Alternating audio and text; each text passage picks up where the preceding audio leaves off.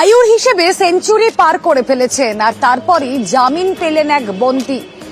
কেন কেন তিনি জেলে গিয়েছিলেন? তার ভাইকে খুনের দায়, আর 104 বছর বয়সে অবশেষে জামিন।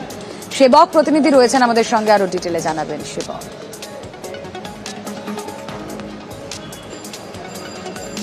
একদমই দেখো, সুপ্রিম কোর্টের নির্দেশে শেষ পর্যন্ত জেল মুক্তি হলো মালদহের শতায়ু বন্দী রসিক মণ্ডলের, এবং তিনি দীর্ঘদিন ধরেই মালদা জেলা সংশোধনাগারে ছিলেন। আজই তার মুক্তি হয় জেলখানা থেকে।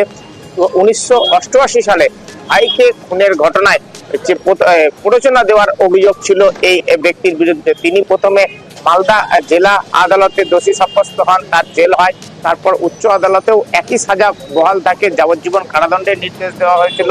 এরপর বাড়ির লোক এবং তিনি বারবারই দাবি করছিলেন তিনি নির্দোষ, এবং পরিযায়ী শ্রমিক ছেলেরা কাজ করে কয়েক লক্ষ টাকা খরচ করে মামলা লড়েন দিল্লিতে, সুপ্রিম কোর্টে, এবং অবশেষে তার জামিনের আবেদন হয়েছে, মঞ্জুর হয়েছে, এবং তাকে আজকে রীতিমতো ঘটা করে নিয়ে যাওয়া হয় বাড়িতে, এবং আত্মীয় স্বজন তারা সকলেই ইতিমধ্যে হাজির হয়ে গেছেন শতায়ু এই বিচারাধীন বন্দী যিনি মুক্তি পেলেন তাকে দেখতে। পরিবারের লোকজন বলছেন যে তাকে নাকি ফাঁসানো হয়েছিল, এটাই বিশ্বাস করেন তিনি। আর যখনই পরিবারের লোকজন দেখা করতে যেতেন বারবারই আবেদন করতেন তিনি বাড়ি ফিরে যেতে চান।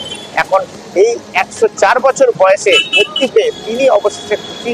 বাকি জীবনটা তিনি পরিবার পরিজনের সঙ্গে কাটাতে চাইছেন, এবং পুরো বিষয়টি কিন্তু সুপ্রিম কোর্টের নির্দেশে হয়েছে। এখনই আর নতুন করে কিন্তু তার জেলে যাওয়ারও আশঙ্কা নাই, এমনটাই বলছেন পরিবারের লোকজন। এবং বাবাকে অবশেষে বাড়ি ফিরে তারা। কত সালে জেলে ঢুকলেন মনে নাই? এখন আপনার বয়স কত মনে আছে? 100। কেমন লাগছে আজকে বেরিয়ে? হ্যাঁ, ভালো লাগছে। ভাই ভাই ঝগড়াঝাটি হয়ে গেছিল, মারপিটে বাবার নাম দিয়েছে। কাকে করেছিল? কাকা ছিল, নিজের কাকা, ভাই ভাই ভাই জমি জায়গা নিয়ে। তোমার কাকা? আমার নিজের ভাই। ভাই। কাকা কি বেঁচে আছেন? সব মেরে গেছে, কাকা কাকি সব মেরে গেছে। বাবা নির্দোষী ছিল, বাবা মারি অনেকে মেরেছে, বাবা ফাঁসি দিয়েছে।